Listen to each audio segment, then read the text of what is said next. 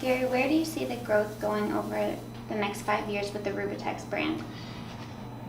Yeah, Rubatex has been a very, very interesting purchase for GCP, and so I apologize for going back a little bit.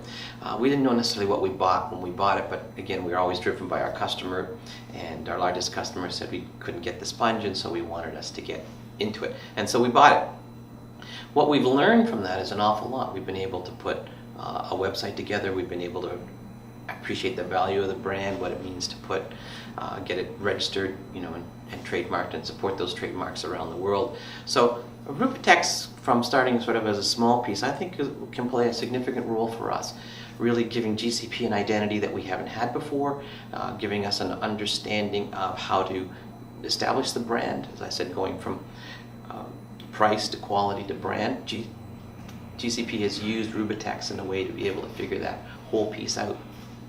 Just listening to Jenny on the phone answer the questions every day that come in about Rubatex, and it's kind of heartwarming to hear we've been able to do that, and be able to get people to contact us just from the website that we've been put together. So that's the first part. The second part of it, where are we really going with it?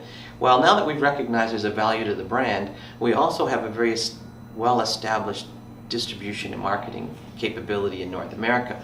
Well, I've always wanted Rubatex to be a worldwide brand. I've always wanted Rubatex for us to be able to manufacture in the region of the world that makes sense. Because it's a product that's very light density, transporting it, this is where transportation is expensive.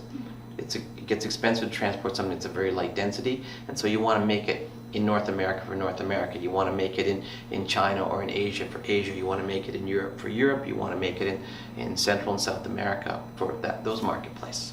So where I see it going is a cooperation among others who have the capability to make products for us under our brand to be sold in those regions, and so that we can then capitalize on the brand, a worldwide brand, and making it in the region, in the area that makes sense, making it with the technology and the capability of various manufacturers that makes sense. So what started as a very small piece of our business, now about 10%, I think can grow significantly for us. What percentage of our business would be? I'd love it to be 25% of our business, even on an expanded base in 5 and 10 years. But the key of it is that having the brand is what's really going to be able to springboard that growth for us to be able to take it into a worldwide concept without having to do all what I'll call the heavy lifting. Somebody else can do that work, but the brand is what everything's going to focus around, which is what we originally bought in the first place. Okay.